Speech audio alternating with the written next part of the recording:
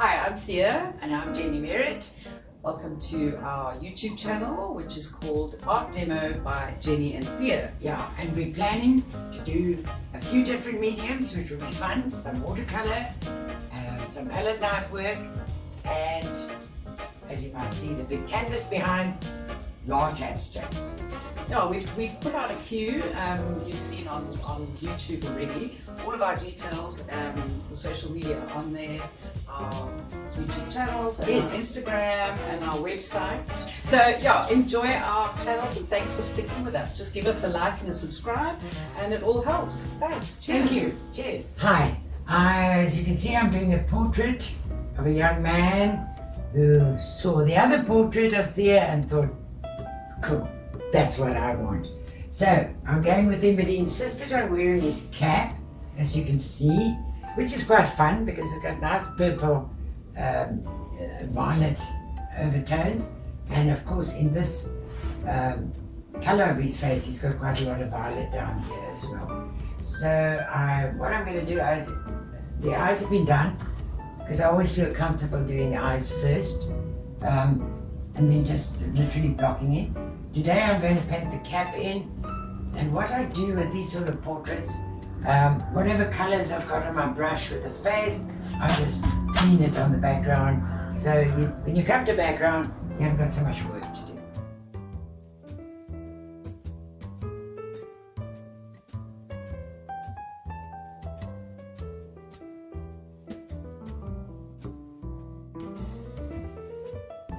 You always like to start with the eyes. I like to start with the eyes. It just places it for me and becomes alive straight away. Because the eyes are their hard work, let's face it. I mean, they're not easy to do. In his case, of course, he's got brown eyes, as opposed to the previous portrait we did with Thea with the bright blue eyes. So with brown eyes, I always start with orange. It's the base sort of color of a brown eye. And then I used Payne's Grey on it. I haven't got the highlights in the eyes properly yet, but they're placed there, so I know where I'm going.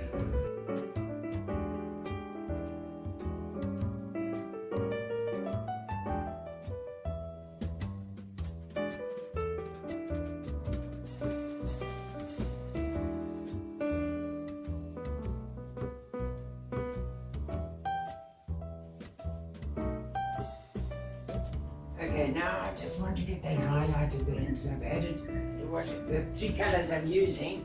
I'm just adding a bit of white.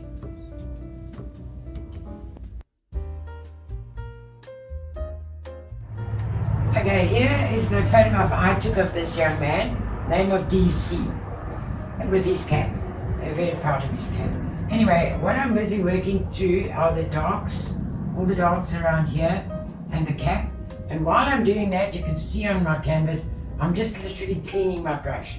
It just helps later on to get an effect on the background. Plus, you're carrying the colors through anyway. So it's an easy thing to do. Because it's acrylic, and to be absolutely honest, I would rather paint this in oils, because oils stay wetter longer and you can get the blending thing. I have used my finger. Isn't it wonderful? It's better than a brush sometimes, just to do some blending around there. He has got a sort of a little bit of beard, so we're going to have to put that in afterwards. And the highlights, which are quite strong on his face. So that's what I'm doing now.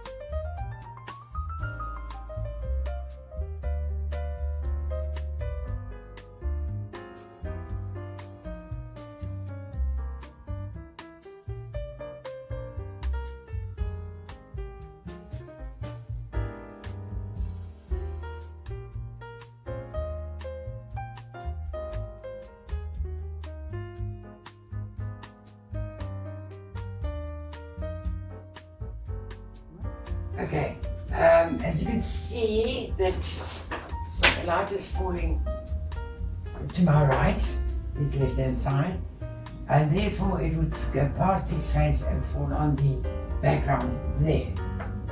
So therefore the dark, so this is the dark side, that's the light side.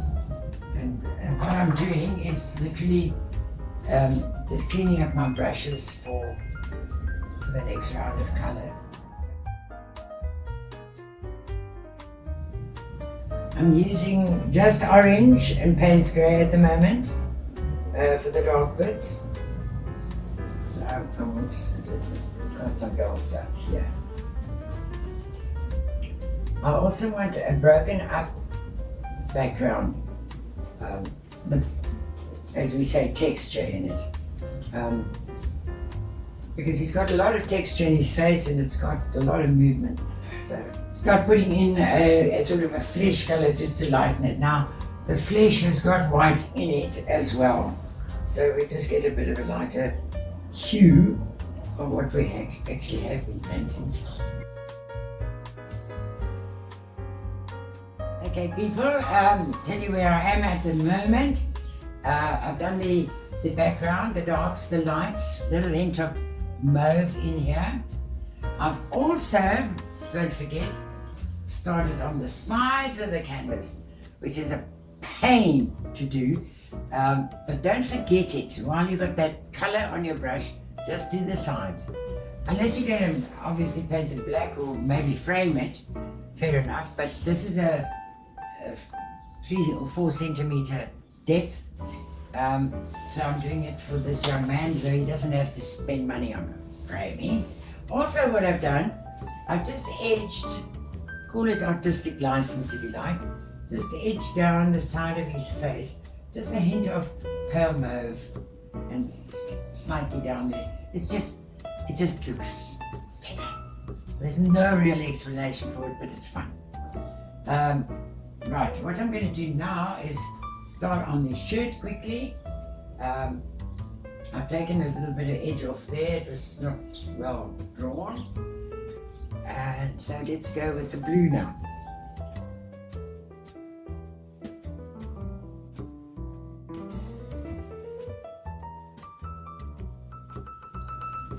So I'm virtually drawing in the folds and the darks.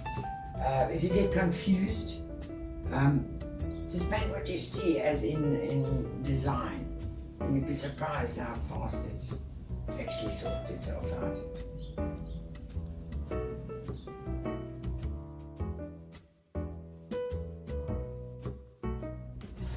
Okay, I've finished the shirt to an acceptable degree in my mind, but now having looked at the overall, I'm not dead happy about this side color, because what I'm finding is his face is very hot. Alright, it's balanced by that.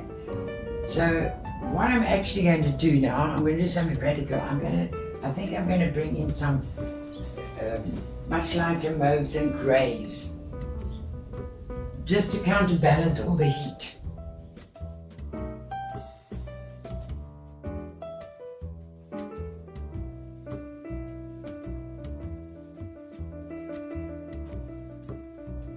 Probably hang it on the wall next day or something. Oh, I don't like that, and I don't like that, and I don't like that. But that happens. You've got to come to a point when you say, that's the best I'm going to do at this moment. And be happy with it. And I think dear Mr. DC is going to be chuffed to bits. And especially is he going to be on YouTube. He thought that was the best thing since sliced bread. So let's hope he's going to be happy. Thanks for watching, people. And I think Thea's going to have a few words as well. So that's it. That's where Jenny's happy with the end. I think it's a fantastic portrait, and the subject is beautiful. He's a handsome young man, and he actually asked Jenny to do this after he saw the portrait of Ian on the wall. And yeah, DC is going to be very happy. Thanks so much for watching, and be sure to stick around for the next episode.